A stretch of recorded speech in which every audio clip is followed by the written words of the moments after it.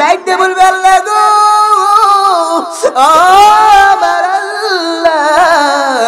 আমার নাম তো বললাম হাতটারে ভিতরে ভিতরে ঢুকাইয়া পিছন দিয়ে বাড়ি কইরা দিলা কিন্তু আমল নাম তো দেখতে পাই না আমার আল্লাহ ডাক দেয় কই ফেরেশতা রে ও ফেরেশতারা সে নাকি আমল নামা দেখতে চাইছে তার গাঁটটারে ভাঙা পিছন দিয়ে ঘুরাই দেখায় দাও এমন ভাবে গাঁটটারে ধরে পিছন দিয়ে ঘুরাইব গো গাঁটটারে ভাঙা পিছন দিকে নিব নিয়ে দেখবো আমল নামা জাহান্নাম তখন ডাক দিয়ে বলবে আল্লাহ গো আমল নামা বললাম পেটের ভিতরে হাতটা ঢুকাই দিলা আমল নামা দেখতে চাইলাম আবার জাহান্নাম দেখাইলা গাঁটটারে ভাঙা এইভাবে কষ্ট করতে থাকবে আমার আল্লাহ বলে 50 বছর পর্যন্ত ওই হাসর ময়দানের মধ্যে দাঁড়াই থাকতে হবে ওই হাসর ময়দান একদিন কতদিন হয় জানো নে ওই হাসর ময়দানের একদিন আমাদের পৃথিবীর 50,000 বছরের দিনের সমান বন্ধুরে আমার ও আমার বাবারা যুবক ভাইরা জান্নাতের বাগানের মধ্যে এসে বসে যাও এই জান্নাতের বাগানের মধ্যে বসে গেলে আল্লাহ রাব্বুল আলামিন আপনার উপর রহমত দান করতে থাকবে আমার নবীজি দয়ার নবীজি মায়ার নবীজি যখন দুনিয়ার জমিন থেকে বিদায় হয়ে যাবে অসুস্থ হয়ে রয়েছে আমার নবীজি বিছানার মধ্যে অসুস্থ শুয়ে রয়েছে নামাজ পড়তে পারে না আমার নবীজি অসুস্থ আমার নবীজির বিবি আয়েশা সিদ্দিকা রাদিয়াল্লাহু তাআলা আনহা আমার নবীজির সেবা যত্ন করেন কে করে হযরত আয়েশা সিদ্দিকা রাদিয়াল্লাহু তাআলা আনহা আমার নবীর বিবি আমার নবীর সেবা যত্ন করেন আমার নবী অসুস্থ হয়ে পড়লেন এদিকে বুধবার দিন আমার নবীজি যখন অসুস্থ হয়ে পড়লেন আয়েশা রাদিয়াল্লাহু তাআলা আনহাকে ডাক দিয়ে বলে ও আয়েশা ও আয়েশা বুধবার আসরের নামাজ যখন আমার নবীজি আদায় করতে যাইব আমার নবীজি বুধবারের কথা বলতেছে আয়েশা রাদিয়াল্লাহু তাআলা আনহাকে বলতেছে আমার আবু বকরকে বলো আমার আবু বকর যেন আমার মসজিদে নববীর মেহরাবের মধ্যে দাঁড়িয়ে নামাজ আদায় করে নাই আমি বড় অসুস্থ আমি বড় ক্লান্তি আমি যেতে পারতেছি না বুধবার চলে গেল বৃহস্পতিবার ফজরের নামাজ যখন আমার নবীজি বিছানা থেকে উঠলো ফজরের নামাজ আদায় করাইলো ইয়া রাসূলুল্লাহ নবী গো ও আমার নবীজি আমার নবীজি যখন এশারের নামাজ ওই বৃহস্পতিবারের ফজরের নামাজ যখন আদায় করলো ফজরের নামাজ আদায় করে আমার নবীজি সাহাবায়ে কেরামদেরকে নিয়ে একটা ভাষণ দিলেন এমন একটা ভাষণ দিছে মনে হইছে নবীজির ওই ভাষণটা শেষ ভাষণ ছিল আমার সাহাবায়ে কেরামদেরকে নিয়ে আমার নবীজি সুন্দরভাবে আলোচনা করলেন অনেকক্ষণ পর্যন্ত আলোচনা করলেন ভাষণ দিলেন এই ভাষণটা শুনে প্রত্যেক সাহাবীরা চোখের পানি ছেড়ে ছেড়ে কান্না করতে থাকলো আমার নবীজি এমন ভাবে এই ভাষণটুকু দিছে গো আমার সমস্ত সাহাবায়ে কেরাম ওই ভাষণের পরে কান্না শুরু করে দিল মনে হইল নবীজি শেষ ভাষণ এইটা দিছে আমার নবীজি মনে হয় এটাই শেষ ভাষণ ছিল এটাই শেষ কথা ছিল আমার নবীজি ফজরের নামাজ পড়াইয়া আমার নবীজি বৃহস্পতিবার জোহরের নামাজ পড়াইয়া আমার নবীজি বৃহস্পতিবারে যখন ঘরের মধ্যে চলে গেল আয়েশা সিদ্দিকা রাদিয়াল্লাহু তাআলা নূর ঘরের ভিতরে যখন আমার নবীজি শুয়ে অবস্থায় ছিল আমার নবীজি যখন বিছানায় শুয়ে রয়েছে এদিক দিয়া আমার নবীজি ওই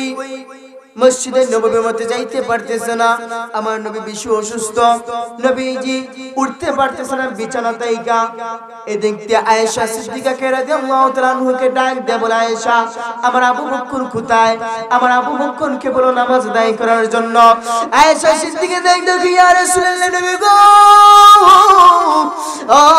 আমার নবীজি আমার বাবা তো আপনি নবী যদি অসুস্থ জানেন আমার বাবা তো আরো পাগল হয়ে যাইব আমার বাবা কেমনি নামাজ পড়াইব আমার বাবা তো নামাজ পড়াইতে পারবো না ও মায়ের নবী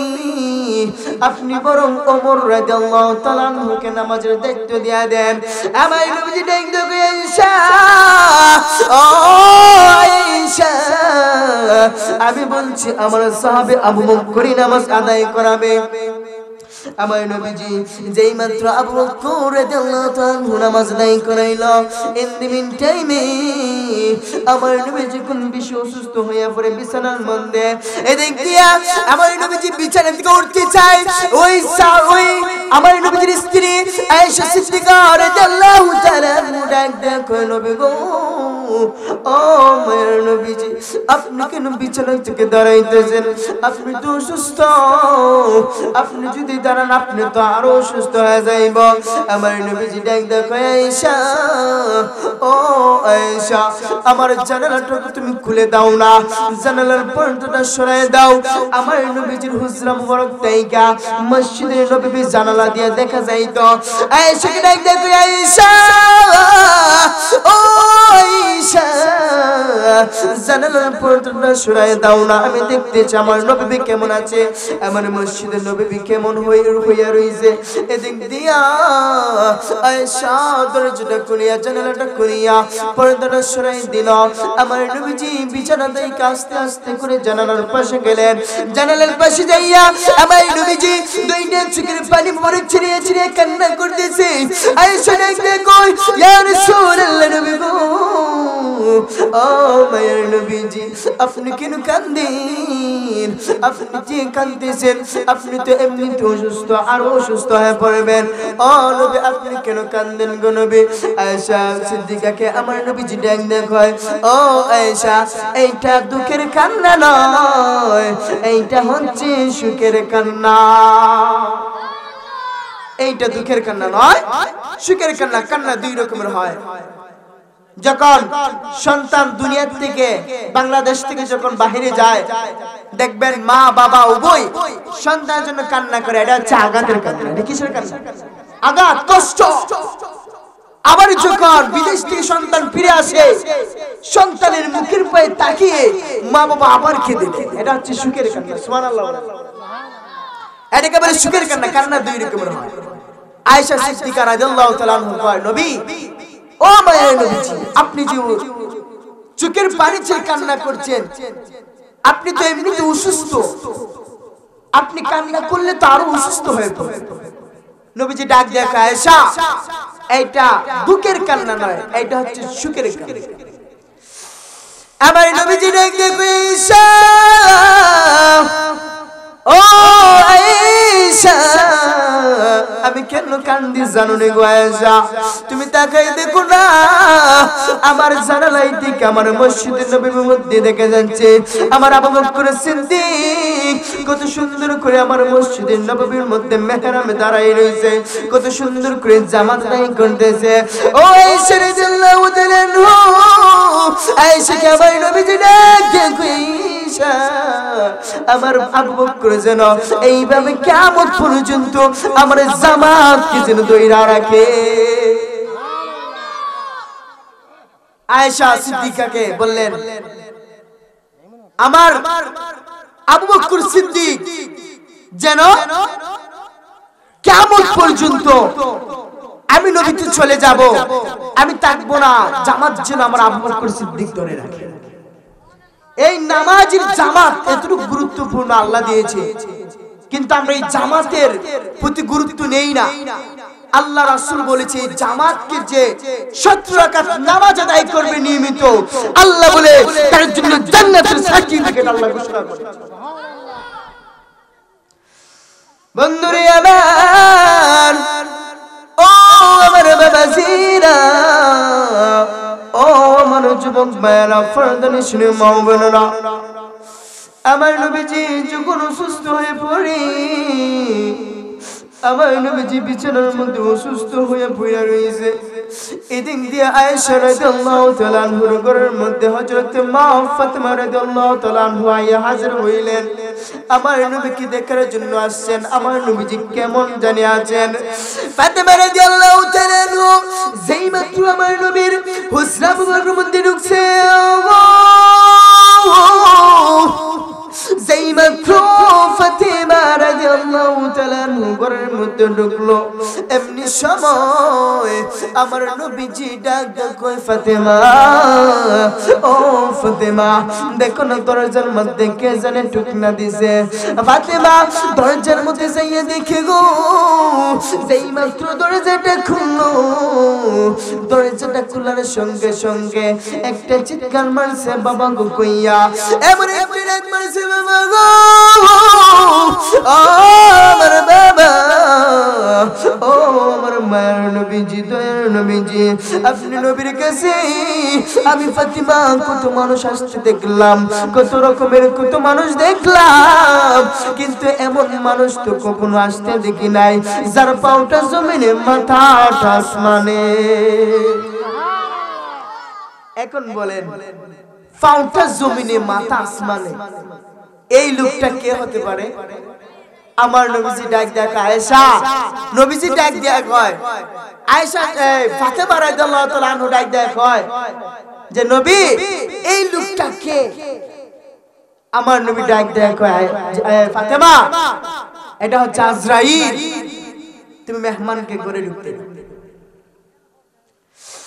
যেই মাত্র আমার নবী ডাক দেয়া কয়, ফাতিমা, ও ফাতিমা, মেহমানকে বাহিরে রাখা যায় না, তাকে ঘরের ভিতরে ঢুকাও। দেখো না আজরাইল কি জানে বলতে চায়। আজরাইল যেই মাত্র ঘরের ভিতরে ঢুকছে গো, ফাতিমা ডাক দিয়ে কই, নবী গো, ও আমার নবীজি, ও আমার বাবা গো, হয়তো আমার বাবারে নিতে আসছে, নাই তো আমি ফাতেমাকে নিতে আসছে, নাই তো আমার হাসান হোসেনকে নিতে আসছে। আমার নবী ডাক দেখো, আজরাইল, ও আজরাইল, তুমি কেন আসছো? আজরাইল ডাক দেখো, ইয়া রাসূলুল্লাহ, নবীজি, ও মায়ের নবীজি, ও মায়ের নবীজি, আল্লাহ আপনাকে সালাম দিয়েছেন, আপনি সালাম গ্রহণ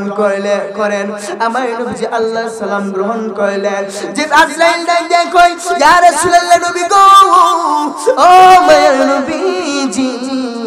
আমি আজরাইলের সালামটুকু গ্রহণ করেন। আমার নবীজি আজরাইলের সালাম গ্রহণ করলেন। এদিক থেকে নবীজি ডাক দেয়া কই, আজরাইল, ও আজরাইল, তুমি কেন এসেছো? এখন আপনারা বলেন, আমার নবীজি তো সবকিছুই জানে, কারণ জানার পরেও আমার নবীজি আবার জিজ্ঞাসা করে। আমার নবীজি জানে যে কেন আজরাইল আসছে, তাও আমার নবীজি আবার জিজ্ঞাসা করতেছে যে আজরাইল, তুমি কেন আসছো, কিসের জন্য আসছো, কি চাও আমার কাছে? আজরাইল ডাক দেয়া কয়, ইয়া রাসূলুল্লাহ, নবী, আল্লাহ আমাকে পাঠাইছে, আপনি নবী দুনিয়ার জমিনে যতদিন থাকতে রাজি চান আপনি থাকবেন, আপনি যদি অনুমতি দেন আমি সঙ্গে সঙ্গে আপনার রূহকে নিয়ে আমি আল্লাহর দিদারে চলে যাব। সুবহানাল্লাহ বলেন। এখন বলেন, দুনিয়ার জমিনের মধ্যে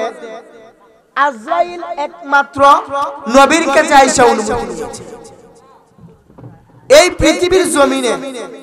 আজ পর্যন্ত কোন নবী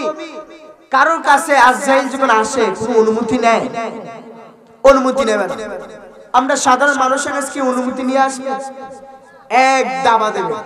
এমন দাবা দেবে তোমার চিনা বরাবর ভেঙে চুরমার করে দেবে। আমার নবীজি, দয়ার নবীজি, মায়ার নবী ডাক দেখো, আজরাইল, ও আজরাইল, কেন এসেছো? আমার কাছে কি চাও বলো? আমার আজরাইল ডাক দেখো, নবী গো, ও মায়ার নবীজি, আল্লাহ আমাকে পাঠাইছে, আপনি নবী যদি অনুমতি দেন আমি আপনার রূহটা কবজ করে আমি আল্লাহর দিদারে নিয়ে যাইব। আল্লাহ বলেছে, আপনি যদি থাকতে চান দুনিয়ার জমিনে, আমি আপনাকে রেখে আমি সহ শরীর নিয়ে আমি চলে যাব আল্লাহর কাছে। আমার নবী ডাক কই, ও আজরাইল,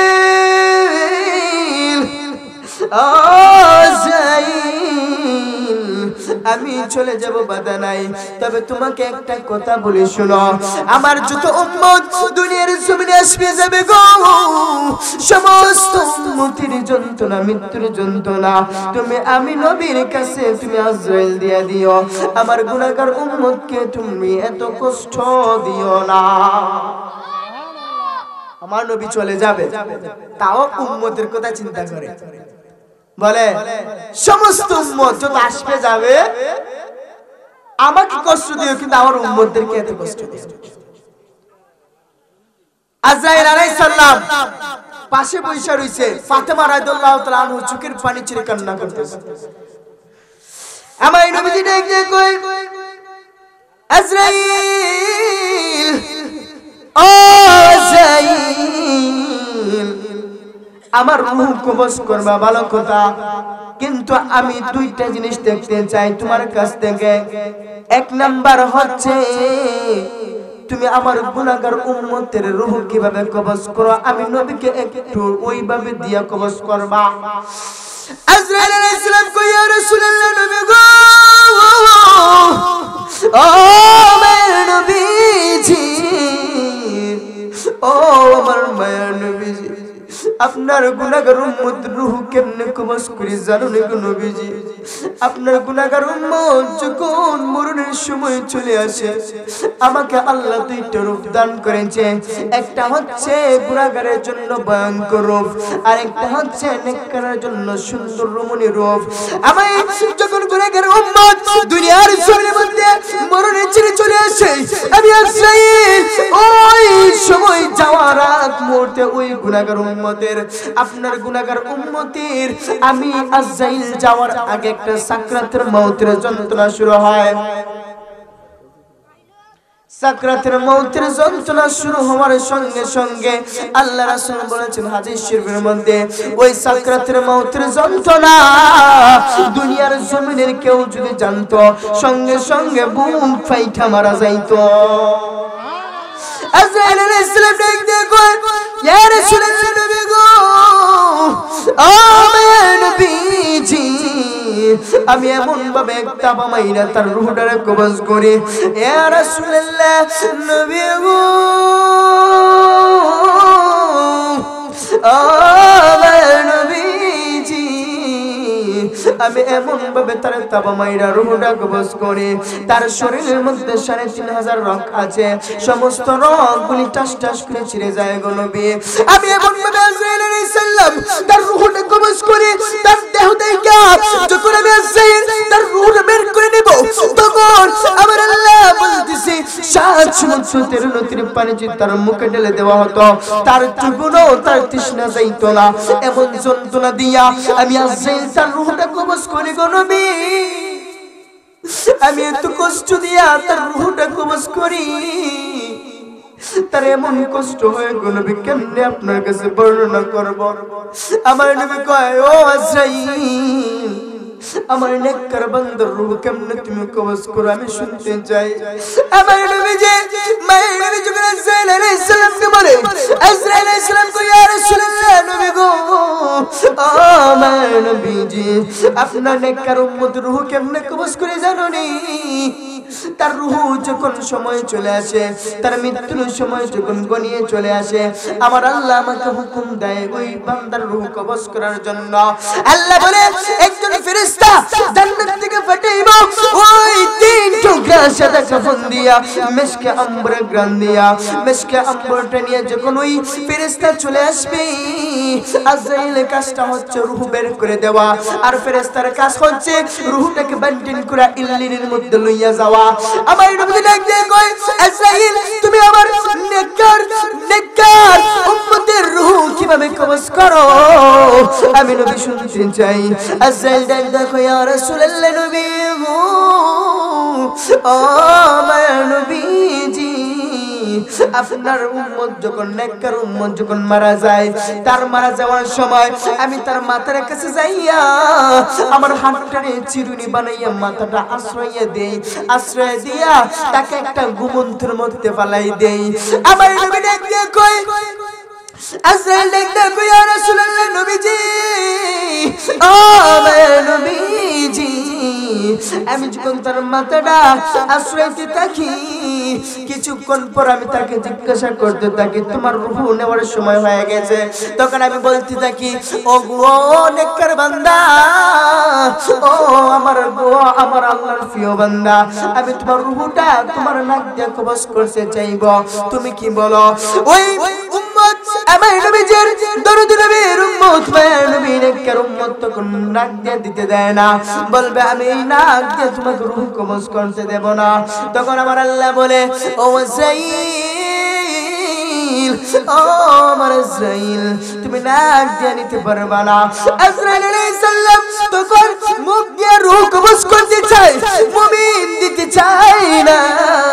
মুমিন ডাক ডাক আমি এই মুখ দিয়ে রূহ কবজ করতে দেব না। এই মুখ দিয়ে কত আল্লাহর কোরআন তেলাওয়াত করেছি, এই মুখ দিয়ে আমি আল্লাহর কত আল্লাহ আল্লাহ জিকির করেছি, আমি এই মুখ দিয়ে রূহ কবজ করতে দেব না। তখন আজরাইল বলে ও আমার আল্লাহর বান্দা, তাহলে তোমার রূহটা আমি কোন দিক দিয়ে কবজ করব? তখন আজরাইল আবার জিজ্ঞাসা করে তাহলে তোমার কান দিয়ে আমি রূহ কবজ করব। আজরাইল কান দিয়ে রূহ কবজ করতে দেয় না। তখন আমার আল্লাহ রেখেছে আজরাইল ডাক মেরে বলে আল্লাহ গো, ও আমার আল্লাহ, আপনার মুমিন বান্দা তো কোন দিক দিয়ে রূহ নিতে দেয় না, তাহলে আমি কোন দিক দিয়ে রূহ কবজ করব? তখন আমার আল্লাহ বলে আজরাইল, ও আমার আজরাইল, আমার মুমিন বান্দার রূহ তুমি কোন দিক দিয়ে কবজ করতে পারবে না, তবে তুমি আজরাইলের হাতের মধ্যে আমি আল্লাহ লা ইলাহা ইল্লাল্লাহ মুহাম্মাদুর রাসূলুল্লাহ নামটা তুমি লেখো। ওই নামটা যখন তুমি আমার নেককার বান্দার মুখের সামনে ধরবা, ধরার সঙ্গে সঙ্গে ওই নামের উপর আমার বান্দা ফানা হয়ে যাইব, আর তুমি সঙ্গে সঙ্গে রূহ কবজ কইরা নিবা। সেজে নামে আজরাইল কোন দিন জানি শিকার ফুরি হইব রে দাখিল, ঠিক কিনা জোরে বলো। আরে কত কাকুতে মিনতি করবা তুমি, রেহাই পাবে না। আজরাইল আসিলে কারণ কফিয়ত চলবে না, আজরাইল আসিলে কারণ কফিয়ত চলবে না। সেজে নামে আজরাইল কোন দিন জানি আমি নাসিরের কাছে হইব রে দাখিল। আরে কত কাকুতে মিনতি করব আমি, রেহাই পাবো না। আজরাইল আসিলে কারোর কফিয়ত চলবে না, আজরাইল আসিলে কারোর কফিয়ত চলবে না। তোমার নাম গাছটি আছে পাতায় পাতায় লেখা আছে মানুষের হায়াত, ঠিক কিনা জোরে বলুন। আরে তোমার নাম গাছটি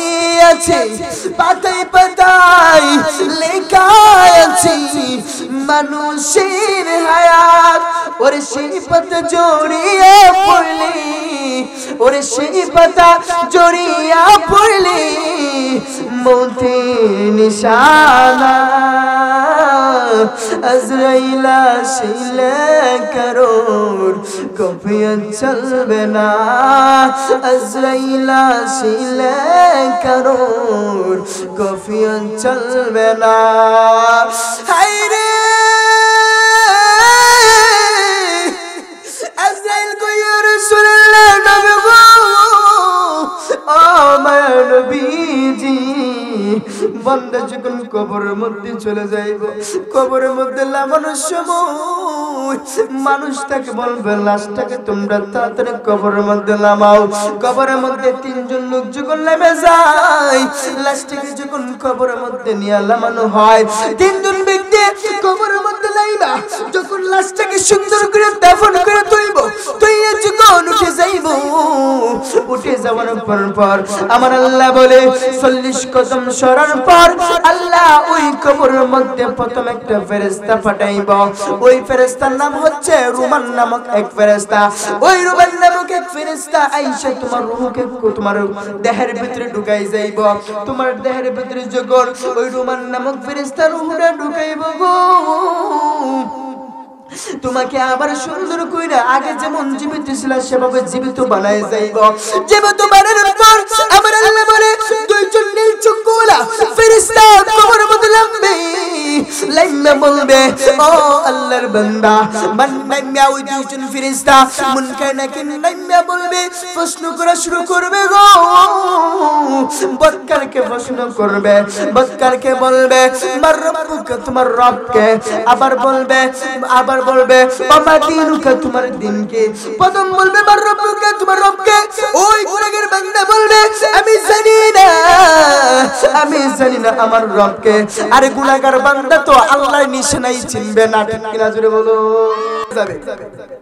ফেরেশতা ডাক দিয়ে বলবে যে মার রব্বুকা তোমার রবকে গুনাহগার জানা আমি গুনাহগার বলছি বদকার আর গুনাহগার নেককার দুইটা সাবজেক্ট আমি উল্লেখ করব গুনাহগার বলবে যে আমি জানি না আমি চিনি না অস্বীকার বলবে আমি সব চিনি না আল্লাহকে হে আল্লাহকে অস্বীকার আল্লাহকে চিনি দুইজন ফেরেশতা লাইমা বলবে মার রব্বুকা তোমার রবকে ফেরেশতারা ওই বান্দা ডাকতে বলবে আমার রবকে আমি জানি না আবার জিজ্ঞাসা করবে ওমা দিনুকা তোমার দিন কি তখন বলবে আমি জানি না আবার বলা হবে ওমা কুনতু তাকুলু ফি হাক্কি হাযার রাসূল তুমি রাসূল সম্পর্কে কি জানতে শেষ জামানার নবী সম্পর্কে তুমি কি জানতে সে বলবে আমি জানি না এভাবে যখন বলবে আল্লাহ রাব্বুল আলামিন বলে যখন এই প্রশ্নের উত্তর দিতে পারবে না গো সঙ্গে সঙ্গে দুই ফেরেশতা উপরে থেকে উঠে যাইবা উপরে থেকে উঠে যাওয়ার পর দুই পাশের মাটি দুই প্রান্তে চলে যাইব আরে ডান পাশের মাটি ডান দিকে চলে যাইব বাম দিকের মাটি বাম দিকে চলে যাইব মুর্দা বলবে ডান পাশের মাটি ডান দিকে সরে গেল কেন মুর্দা বলবে বাম পাশের মাটি বাম দিকে সরে গেল কেন আমার আল্লাহ হাদিস শরীফ উল্লেখ করে এই দুই পাশের মাটি দুই প্রান্তে যাইয়া এমন জোরে এক চাপ মারবে তার সমস্ত দেহের মধ্যে আড্ডিগুলো গুড়া কইরা ফলাইব সে যে নামে আজরাইল কোনে জানি শিকারপুরে হইব রে দেখি আরে কবরেতে যাইবা তুমি কবর ছাড়বে না দুই পাশের মাটি ছাপ দিবে তুমি রেহাই পাইবে না ঠিক কিনা জুড়ে বলো যেমন কবরের মধ্যে ওই মুন্ডা ডাক দিয়ে বলবে যে দুই পাশের মাটি দুই দিকে চলে গেল কেন তখন দুই পাশের মাটি দুই দিকে এমন জোরে চাপ দিবে তার দেহের ভিতরে সমস্ত আত্মাগুলা তার গুঁড়া করে মাটির সাথে মিশাই দিবে মাটির সাথে মিশাই দিবে আবার তাকে জীবিত করা হবে এখন অনেকে প্রশ্ন করে কিছু কিছু মূর্খ মানুষ আছে আমাদের মাঝে তারা প্রশ্ন করে ঝগড়াঝাটি লাগলে পরে বলে আর মরণের পর তো মরণ শেষ একবারে সব হিসাব শেষ মরণের পর আর কিছু নাই আল্লাহ বলে মরণের পর তোমার জীবন নতুন শুরু হয় মরণের পর তোমার প্রথম জীবন শুরু তুমি কবরে জীবন যাইবা মাটির উপরে ডাইকে তুমি জুলুম করেছো মাটির উপরে ডাইকে অন্যায় করেছো অপরাধ করেছো মাটির উপরে ডাইকা আরেকজনের রাইল কেটে তুমি নিয়ে চলে আসছো তুমি যখন কবরে যাইবা বদকার যখন কবরের মধ্যে ঢুকে যাইব দুই পাশের মাটি এমন জোরে চাপ মারবে প্রথম হিসাব মাটি নিয়ে যাইব, আবার আল্লাহ একটা ফেরেশতা কবরের মধ্যে পাঠাইব। ওই ফেরেশতা অন্ধ ফেরেশতা, যা চোখে দেখে না, কথাও বলতে পারে না, কানেও শুনে না, এমন ফেরেশতা আমার আল্লাহ একটা হাতুড়ি দিয়ে কবরের মধ্যে নামাইব। হাদিস শরীফের মধ্যে উল্লেখ হয়েছে ওই কবরের মধ্যে যখন ছেলে মেয়ে আসবে, ওই এক বাড়ি দিবে, এমন জোরে এক বাড়ি দিবে, আল্লাহ রাসূল হাদিস শরীফ উল্লেখ করে ওর বাড়ির মধ্যে 70 গজ মাটির ভিতরে ওই মানুষটারে ঢুকাই দিব। 70 গজ মাটির ভিতরে এক বাড়ি দিয়ে মুর্দারে ঢুকাই দিব, আবার 70 গজ মাটির থেকে টেনে টেনে আবার ঢুকাই দিব, আবার এইভাবে আঘাত দিতে থাকবে, কষ্ট দিতে থাকবে, যন্ত্রণা তার বুক করতেই থাকবে, কিন্তু রেহাই আর পাবে না। আমরা দুনিয়ার মধ্যে তাইকা বড় লড়াই করি, কিন্তু দুনিয়া পাইয়া পরকাল বলে গেছি। এই পরকাল যে কতটুকু গুরুত্বপূর্ণ আল্লাহ রাসূলের মাধ্যমে বুঝিয়েছি। বন্ধুরে আমার, ও আমার বাবারা, ও আমার পর্দার মা বোনেরা, তুমি যখন কবরে যাইবা গো, কবরের মধ্যে তোমাকে দুই পাশের দুই মাটি দুই দিক দিয়ে চাপ দেবে, তুমি কেমনে সহ্য করবা? শুধু তাই নয়, ফেরেশতা যে তোমাকে আক্রমণ করা হবে, এই কষ্ট তুমি কেমনে সহ্য করবা? হাদিস শরীফে আছে, শুধু তাই নয়, আল্লাহ বলে আগুনের তাপ কবরের মধ্যে ঢুকাই দেওয়া হবে, জাহান্নামের আগুন ওই কবরের মধ্যে ঢুকাইয়া দাও দাও করে জ্বালাই দিব। ওই কবরের মধ্যে এভাবে শাস্তি দিতে থাকবো। নেককারের কথা বলা হয়েছে, নেককারে যখন কবরে যাইব, কবরের মধ্যে যাই একটা লম্বা এক ঘুম দিব, ফেরেশতা আয়েশা মাথার পায়ের কাছে আয়েশা ডাকবে, ও তুমি উঠো না কেন? ডাকতে থাকবে, সে উঠবে না। এভাবে ডাকতে ডাকতে যখন উঠবে না, হঠাৎ যখন উঠবে জিজ্ঞাসা করবে মার রব্বুকা, তোমার রবকে? সে প্রশ্ন করবে, প্রশ্নের উত্তর দেবে না, সে কিছুই বলবে না। হঠাৎ করে যখন বলবে ওমা কুনতা তাকুলু ফি হাক্কি হাজার রাসূল, তুমি রাসূল সম্পর্কে কি জানতে? সে বলবো আমার সবকিছু দুনিয়াদারি কিছুই ছিল না, আমার ছিল স্বয়ং মদিনাওয়ালা, আমার মদিনাওয়ালা মুহাম্মদকে আমি চিনি, দুনিয়া আমার ছিল না। এই দুনিয়াদারি, দুনিয়ার মানুষ আপনজন আমার ছিল। নেককার বলবে আমার আপন হচ্ছে কবরের মধ্যে মদিনাওয়ালা হযরত মুহাম্মদ মুস্তাফা সাল্লাল্লাহু আলাইহি ওয়াসাল্লাম। আমার নবীজিকে অনেকে প্রশ্ন করেছে, আমার নবী নাকি হাজির নাজির না, আমার নবী নাকি কবরের মধ্যে ছবি দেখানো হবে, আমার নবীকে নাকি কবরের মধ্যে আসতে পারবে না। আমার রাসূল সাল্লাল্লাহু আলাইহি ওয়াসাল্লাম বলতেছেন ওমা কুনতা তাকুলু ফি হাক্কি হাজার রাসূল, হাজা মানে কাছে, আমার নবীজি সশরীরে নবীজি কবরের মধ্যে আসবে। শুধু তাই না, আল্লাহ রাসূল বলেছে হাদিস শরীফে দলিল, আল্লাহ বলেন ইন্নাল্লাহ জাওয়ালাল আরদু ফারাআইতু মাশারিকাহা ওয়া মাগারিবাহা, আমার নবী বলে পূর্ব পশ্চিম উত্তর দক্ষিণ সমস্ত পৃথিবী আমি নবীর হাতের তালুর মধ্যে দেখতে পাই। এই নবীজি বলছে যে সমস্ত পৃথিবী আল্লাহ এত ছোট করেছে, এই পৃথিবীটা আমার হাতের তালুর মধ্যে আমি দেখতে পাই। আল্লাহ রাসূল হাদিস শরীফে বলেছে যে ইন্নাল্লাহ জাওয়ালাল আরদা ফারাআইতা মাশারিকাহা ওয়া মাগারিবাহা, যে আমি নবী পূর্ব পশ্চিম উত্তর দক্ষিণ সমস্ত পৃথিবীটা আল্লাহ এত ছোট করেছে, আমি নবীর হাতের তালুর মধ্যে সব দেখতে পাই। আমার নবী কবরে স্বয়ং উপস্থিত। শুধু তাই নয়, আমার নবীজি যখন মানুষ মারা যাবে, সমস্ত আল্লাহ এই পৃথিবীকে কিয়ামত করবে, ধ্বংস করবে, করার পর এই পৃথিবীর মধ্যে আমার আল্লাহ শাম দেশের মধ্যে আল্লাহ এক হাসরের ময়দান তৈরি করবে। বন্ধুরে আমার, ও আমার যুবক ভাইরা, মামাজিরা, ও আমার পর্দানিশী মা বোনেরা, আমার আল্লাহ যখন পৃথিবীটারে ক্যাম্প করবে, কিয়ামত করে দিবে, আমার আল্লাহ বলেছে এই পৃথিবীর মধ্যে আমার আল্লাহ হাসরের ময়দান তৈরি করব। ওই হাসরের ময়দান কি দিয়ে বানাইবো আল্লাহ জানুনি? ওই হাসরের ময়দান আল্লাহ তামা দিয়ে বানাইবো। আল্লাহ বলে ওই হাসরের মধ্যে সমস্ত মুর্দাগণকে উলঙ্গ বানাইয়া উঠাইব। কি বানাইয়া? উলঙ্গ বানাইয়া, জামা কাপড় থাকবে না। আল্লাহ বলে এই তামার মধ্যে সমস্ত মুর্দাগণকে উলঙ্গ বানাইয়া উঠানো হবে। আয়েশা সিদ্দিকা রাদিয়াল্লাহু তাআলা আনহু নবীকে ডাক দিয়ে, ইয়া রাসূলুল্লাহ, নবী গো, ওই হাসরের ময়দানের মধ্যে যে উলঙ্গ বানাইয়া উঠানো হবে, তাহলে তো একজন আরেকজনের লজ্জাস্থান দেখে ফেলবে। আমার নবীজি উত্তর দিয়ে বলে, আয়েশা সিদ্দিকা, যখন কবর থেকে উঠানো হবে তখন তার লজ্জাস্থান দেখার দূরের কথা, আল্লাহ তার গাটটারে উপর দিয়ে তুলিয়া আল্লাহ তার মাথার মধ্যে এই চোখের সামনে 9,88 মাইলের দূরে সূর্যটা আল্লাহ তার চোখের সামনে দিব, তার এদিক সেদিক তাকানোর ক্ষমতা থাকবে না। সাহাবায়ে কেরাম, আল্লাহ বলে, রাসূল সাল্লাল্লাহু আলাইহি ওয়াসাল্লাম বলছে যে আয়েশা, ও আয়েশা সিদ্দিকা,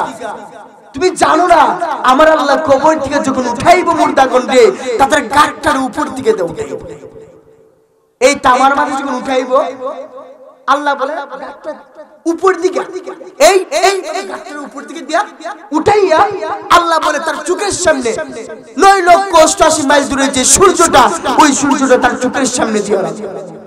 একজনের লজ্জাস্থান একজন দেখার ক্ষমতা নেই। এখন বলেন এই গরম কেমনে সহ্য করবেন? এই পৃথিবীর মধ্যে আমরা সাধারণত আমাদের পৃথিবী তাইকা আমাদের যে সূর্যটা আছে সেটা হচ্ছে 9,88 মাইল দূর সূর্যটা। এই সূর্য যখন দিনের 12টা হয়, মাথার উপরে আসলে দেখবেন প্রচন্ড গরম হয় না? এই গরমের তাপ আমরা সহ্য করতে পারি না। আল্লাহ বলে হাসরের ময়দান যেদিন আমি কায়েম করব, এই হাসরের ময়দানে সমস্ত মানুষকে আমি যখন উলঙ্গ বানাইয়া উঠাইব, এই উলঙ্গ বানাইয়া উঠানোর পর যার গুনাহ যেমন হবে তার মাথার উপরে সূর্য তেমন হবে। আল্লাহ বলে সূর্যটা তার মাথার 3 ইঞ্চি উপরে থাকবে, 3 ইঞ্চি উপরে মাথার মগজগুলি ডগবগে নিচে পড়ছে। ইয়া রাসূলুল্লাহ, নবী গো, ও নবীজি, আয়েশা রাদিয়াল্লাহু তাআলা নু ডাক দিয়া কই, নবী গো, ও আমার নবীজি, ও সমস্ত আল্লাহর বান্দাগুলোরে যখন কবর থেকে মাটির মধ্যে উঠানো হবে, হাসরের ময়দানে যখন উঠানো হবে, একজনের লজ্জাস্থান তো আরেকজনে দেখে ফেলবে গো নবী। আমার নবী ডাক দিয়ে কই, আয়েশা, ও আয়েশা, আমার আল্লাহ তার গাটটারে উপর দিকে উঠাইয়া সূর্যটা তার চোখের সামনে দিয়া উঠাইব, একজন আরেকজনের লজ্জাস্থান দেখার ক্ষমতা থাকবে না। আমার নবী ডাক দিয়ে কই, আয়েশা, ও আয়েশা, হাসরের ময়দানে যখন সমস্ত মানুষকে তোলা হবে, একদল থাকবে গুনাহগার আর একদল থাকবে নেককার। একদল গুনাহগার তখন হাসরের ময়দানে দাঁড়াইব, দাঁড়ানোর পর হাসরের যে ময়দানে তামাটা টানবো, ওই তামাটা আল্লাহ বলে গরমে লোহার মধ্যে যেমন নিচে আগুন দিলে গরম হয়, ঠিক তেমনি গরম থাকবো। এই গরমের তামার মধ্যে তখন মানুষগুলা দাঁড়াইব। আমার নবী ডাক দিয়ে কই, শুধু তাই নয়, যখন হাসরের ময়দানে সমস্ত মুর্দাগণ উঠে দাঁড়াইব, উঠে দাঁড়ানোর পর আমার আল্লাহ বলে একদল থাকবে গুনাহগার আর একদল থাকবে নেককার। গুনাহগার ডাকতে বলবে, আল্লাহ গো, ও আমার আল্লাহ, আর সহ্য করতে পারছি না, হয়তো বিচারের কার্য শুরু করো, হয়তো জান্নাতে দাও নাইতে জাহান্নামে দাও, একটাই তো আমলনামা দাও, একটা হয়তো করো। আল্লাহ বলবে, ফেরেশতা, ও ফেরেশতা, ওই গুনাহগার আমলনামা নাকি চাইছে, তার হাতটা তুমি পেটের ভিতরে ঢুকাই দাও। আমার নবী দরুদ নবী উল্লেখ করে তার হাতটারে এমন ভাবে পেটের ভিতরে ঢুকাইবে গো, পেটের ভিতরে ঢুকাইয়া পিছন দিকে হাতটা বাইর করব। ওই উম্মত ডাক দিয়ে বলবে, আল্লাহ, ও আমার আল্লাহ, আমলনামা চাইলাম, তুমি হাতটারে পেটের ভিতরে ঢুকাই দিলা, আবার আমলনামা চাইলাম, আল্লাহকে আবার জিজ্ঞাসা করবে বান্দা, ডাক দিয়ে বলবে, আল্লাহ গো, ও আমার আল্লাহ, আমলনামা তো বললাম হাতটারে পেটের ভিতরে ঢুকাইয়া পিছন দিয়ে বাড়ি কইরা দিলা, কিন্তু আমলনামা তো দেখতে পাই না। আমার আল্লাহ ডাক দিয়ে কই, ফেরেশতা রে, ও ফেরেশতারা, সে নাকি আমলনামা দেখতে চাইছে, তার গাঁটটার ভাঙ্গা পিছন দিয়ে ঘুরাই দেখায় দাও। এমন ভাবে গাঁটটার দইরে পিছন দিয়ে ঘুরাইব গো, গাঁটটার ভাঙ্গা পিছন দিকে নিব, নিয়ে দেখবো আমলনামা জাহান্নাম। তখন ডাক দিয়ে বলবে আল্লাহ গো আমলনামা বললাম, পেটের ভিতরে হাতটা ঢুকাই দিলা, আমলনামা দেখতে চাইলাম, আবার জাহান্নাম দেখাইলা গাঁটটার ভাঙ্গা। এইভাবে কষ্ট করতে দেখবে। আমার আল্লাহ বলে 50 বছর পর্যন্ত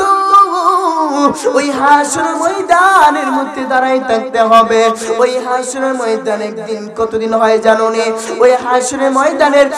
একদিন আমাদের পৃথিবীর 50,000 বছরের দিনের সমান। 50,000 বছরের দিনের সমান হাসর ময়দানের একদিন। আর আল্লাহ বলছে যে হাসর ময়দান 50,000 বছর পর। আল্লাহ বলে 50,000 বছরের পর, 50,000 বছর পর আমি বিচারের কার্য শুরু করব। এই 50,000 বছর পর্যন্ত এই তামার মধ্যে সমস্ত মানুষ দাঁড়ায় পারবেন সহ্য করতে? আমাদের হায়াত কতটুকু? সর্বোচ্চ 150 বছর, আনুমানিক ধরলাম। উনার হয়তো 120, আরো বেশি 150 উপরে আছে। আপনার 150 বছর, উনি 150 বছরের একজন বৃদ্ধ মানুষ। সর্বোচ্চ উনি আরো ধরলাম 300 বছর, 2 বছর, 3 বছর, উঠতে আরো 50 বছর। উনি যদি 200 বছর বাঁচে, উনার হিসাব করলে দেখা যায় কত না দিন গেল। আল্লাহ বলে হাসরের ময়দানে সে যেভাবে তোলা হবে, সে এমন ভাবে দাঁড়াইবে, এই দাঁড়ানোর মধ্যে 50,000 বছর এভাবে দাঁড়াই থাকবে। লড়াছড়ি নাই, লড়তে হাঁটাছড়ি করবা এরকম হবে না। আল্লাহ হাসরের ময়দানে এভাবে কায়েম করবে। শুধু তাই নয়, আল্লাহ বলেছে যে গুনাহগার, যে বদকার, যে নাফরমান, আল্লাহ বলে তার 50,000 বছর তার চোখের সামনে সূর্যটা কাটা থাকবে। পারবেন সহ্য করতে? পারবেন? আল্লাহ বলে বান্দা একবার আয় আমার দিকে, আয় আমাকে ডাক, আমি আল্লাহকে স্মরণ কর। কুল্লু নাফসিন যায়কাতুল মাউত, সবাই কি মৃত্যুবরণ করবে। আমরা কেমন মুসলমান, স্ত্রী পুত্র পেয়ে টাকার পিছনে দৌড়ে আমাদের জীবন শেষ করে দিয়েছি, ইবাদতের দিকে খেয়াল করেই নাই। কিন্তু আল্লাহ বলে সালাত ছাড়া পরকালের কোনো হিসাবই নেই। সালাতই প্রথম হিসাব। আল্লাহ বলবে সালাত 17 রাকাত ফরজ তুমি আদায় করেছো কিনা। আমার নবীজি, মায়ের নবীজি আয়েশা সিদ্দিকা রাদিয়াল্লাহু তাআলা আনহাকে বলে হাসরের ময়দানে যখন মানুষগুলা উপরের দিকে দাঁড়াইব, দাঁড়ানোর পর একদল থাকবো গুনাহগার, আর একদল থাকবো নেককার। নেককার কিরম হইব জানুনি? নেককার যখন দাঁড়াইব হাসরের ময়দানে, সে দাঁড়ানোর মধ্যে একটা গুম গুম দিব। এক গুমে 50 বছর কাটাই দিব। এক গুমে কাটাই দেওয়ার পর সে হঠাৎ করে উঠবে। হঠাৎ করে উঠার পরে বলবে আরে আমি কখন ঘুমাইলাম, কখন উঠে গেলাম। আর নেককার এমন সুন্দর করে 50,000 বছর 1 সেকেন্ডের মধ্যে কাটাই দিব। আর নেককার একদিনে 50,000 বছর সময় লাগে। শুধু তাই নয়, আমার নবীজি হাসরের ময়দান কায়েম হওয়ার পর আমার নবী দরুদ নবী উম্মতের কান্দায় নেমে বলে হাসরের ময়দান যখন কায়েম হবে, সমস্ত নবী 1,24,000 পয়গম্বরের মধ্যে 1,23,999 পয়গম্বর আমার শেষ জামানার নবী বাদে সমস্ত নবীগণ, সমস্ত সাহাবায়ে কিরাম, সমস্ত উম্মত, সমস্ত বান্দা ওই হাসরের ময়দানে নফসি নফসি বলে কাঁদতে থাকবে। আমার নবী সিংহাসনের মধ্যে কাখার রূপ নেবে। কাখার রূপ নিয়ে বসবে সিংহাসনের মধ্যে যখন কাখার নুফ নিয়ে বসবো সমস্ত বান্দারা একের পর এক নবীগণের কাছে যাইব বাবা আদম আলাইহিস সালামের কাছে যাইয়া বলবে ও আমাদের আদি পিতা আদম আলাইহিস সালাম ও আমাদের বাবা আদি পিতা আপনি আল্লাহর কাছে আজকে একটু সুপারিশ করেন না আমরা বড় অসহায় আমরা তো আল্লাহর কাছে সুপারিশ করতে পারবো না আপনি তো ছিলেন আল্লাহর নবী আপনি তো আদি পিতা আপনি জান না আদি পিতা রাদিয়াল্লাহু তাআলা আবার বাবা আদি পিতা বলবে ও আমি পারবো না তোমরা অন্য কোন নবীর কাছে যাও সমস্ত উম্মতরা নূহ নবীর কাছে যাইব নূহ নবীর কাছে যাইয়ে বলবো ও নূহ নবী আপনি একটু সুপারিশ করেন না আমাদের জন্য আমরা বড় গুনাহগার আমরা বড় অসহায় হয়ে রয়েছি গো নবী আপনি আমাদের জন্য একটু সুপারিশ করেন নূহ নবী বলবে আমি পারবো না তোমরা অন্য নবীর কাছে যাও ইব্রাহিম নবীর কাছে যাইব যাইয়ে বলবো ইয়া রাসূলুল্লাহ নবী গো ও নবীজি আপনি ইব্রাহিম নবী আপনি একটু আল্লাহর কাছে সুপারিশ করেন না ইব্রাহিম নবী বলবে আমি পারবো না এভাবে বলতে লাগবে তখন আমার সমস্ত নবীর উম্মতেরা সমস্ত বান্দারা ইউনুস নবীর কাছে যাইব ইউনুস নবীর কাছে যাইয়ে ইউসুফ নবীর কাছে যাইয়ে বলবো ইয়া রাসূলুল্লাহ নবী গো ও আমার নবীজি আপনি নবী আল্লাহর কাছে একটু সুপারিশ করেন না আমাদের জন্য আমরা বড় গুনাহগার আমরা বড় পাপী আল্লাহ বড় কাহার রূপ নিয়ে সিংহাসনে বসছে আমরা তো আল্লাহর সামনে যাইতে পারবো না আপনি তো নবী আপনি একটু যান না ইউসুফ নবী বলবে আমি যাইতে পারবো না আমার নিজের জান নিয়ে নাফসি লাগছে তবে আমি তোমাদেরকে একটা নিশানা দেখাই দিতে পারি তোমরা যাও ওই জায়গায় যেয়ে দেখো মাকামে মাহমুদ সেজদায় পড়িয়া ইয়া রাব্বি হাবলি উম্মতি বলে কাঁদে সমস্ত নবী ইউসুফ নবী বলবে যাও ওই নবীর কাছে আমি তো সুপারিশ করতে পারবো না ওই নবীর কাছে যাইয়া বলো ওই নবী সুপারিশ করবে যাইয়া দেখবা ওই নবী আল্লাহর আরশে মোল্লায় নিচে সিজদায় পড়ে ইয়া রাব্বি হাবলি উম্মতি বলে কান্না করতেছে ওই নবীর কাছে যাইয়া বলেন আল্লাহর নবী ওই সুপারিশ করে যাই মাত্র সমস্ত বান্দারা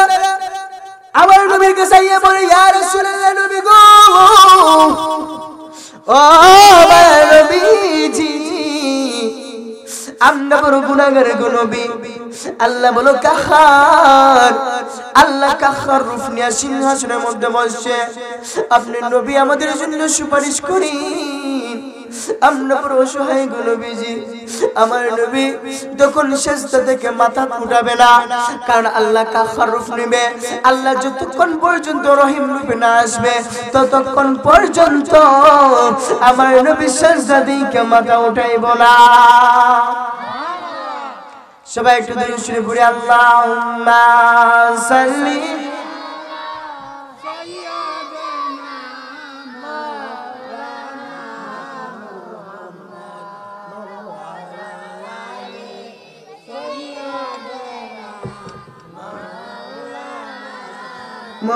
মুহাম্মাদ আল্লাহুম্মা সাল্লিম আলা আলি সাইয়্যিদিনা মাওলানা বলতেছিলাম আমার নবীজি সিজদায় পড়ে রব্বি হাবলি উম্মতি বলে কাঁদতে দেখবে আমার নবীজি দুনিয়ার জমিনে আমার নবী শেষ জামানার নবীকে কোরআনের মধ্যে কখনো ইয়াসিন বলে ডাকছে আমার নবীজি কখনো হাবিব বলে ডাকছে আমার নবীজি ইয়া মুত্তাসির বলে নবীকে ডাকছে আমার নবীজি ইয়া আইয়ুহাল মুজাম্মিল বলে আমার নবীকে ডাকছে আমার নবীকে আমার আল্লাহ ইয়া হাবিব বলে ডাকছে কখনো মুহাম্মদ বলে ডাকে নাই আমার নবীজি বলে আল্লাহ যখন হাসরের ময়দানে কাহার রূপ ধারণ করবে আমি নবী সিজদায় পড়ে থাকবো ইয়া রাব্বি হাবলি বলে কাঁদতে থাকবো আমার আল্লাহ দেখে যখন আমার আল্লাহ সহ্য হবে না আমার আল্লাহ বলবে বন্ধু আমার বন্ধু মুহাম্মদ মাথা উঠাও তুমি আমার নবীকে মুহাম্মদ বলে ডাক দিবে সুবহানাল্লাহ বলেন না আমার আল্লাহ দেখতে কোন ভাইয়া মুহাম্মদ ও মুহাম্মদ মাথা উঠাও আমি আল্লাহর আর সহ্য হইছে না রে মুহাম্মদ। আমার বন্ধু মুহাম্মদ মাথা উঠাও,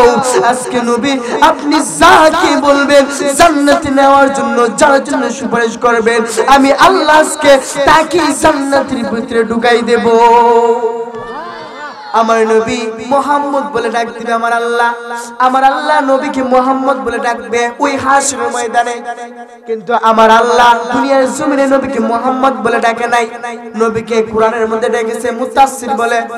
মুজাম্মিল বলে, নবীকে ডাকেছে ইয়াসিন বলে, তাহা বলে, হাবিব বলে, জিবরাইলের মাধ্যমে বিভিন্ন নামে ডেকেছেন, কিন্তু কখনো মুহাম্মদ বলে ডাকে নাই। আল্লাহ বলে যখন আমার বন্ধু হাবিব সিজদায় পড়ে ইয়া রাব্বি হাবলি উম্মতি বলে কাঁদবে, কান্দার পর যখন সমস্ত উম্মতেরা নবীর কাছে আয়েশা সুপারিশের জন্য চাইতে থাকবে, আল্লাহ বলে আমার আর সহ্য হবে না, তখন আমি আমার বন্ধুরে ইয়া মুহাম্মদ বলে ডাক দেব, আমার মুহাম্মদ, তখন আমার নবী মাথাটা উঠাইব, আমার আল্লাহর চোখে চোখে চোখ রাখবে, তখন আমার নবীজি মুস্কি হাসি দিয়া বলবে আল্লাহর কাছে, আল্লাহ আমার অমুক বান্দা নেককার, অমুক উম্মত নেককার, আমার এই উম্মতকে তুমি জান্নাতে দাও। আল্লাহ এইভাবে জান্নাতে ঢুকাইতে থাকবো, আমার আল্লাহ এইভাবে জান্নাতে ঢুকাইতে। বুঝতে পেরেছেন? এখন বুঝেন নবী কেমন জিনিস। আমার নবীকে যারা এখনো চিনে নাই, আমি মনে করি তাদের মধ্যে কপাল পুরো দুনিয়ার জিলা। আমার নবীজি সিজদায় পড়ে ইয়া রাব্বি হাবলি উম্মতি বলে কাঁদতে থাকে। আমার নবীজি দুনিয়ার জমিনে তখন সমস্ত উম্মতের জন্য কেঁদেছে। আবার আমার নবীজি বলছে যখন সমস্ত নবী পয়গম্বররা ইয়া নাফসি বলে কাঁদবে, আমার আল্লাহ বলে আমার বন্ধু হাবিব ইয়া রাব্বি হাবলি বলে উম্মতি বলে কাঁদতে থাকে।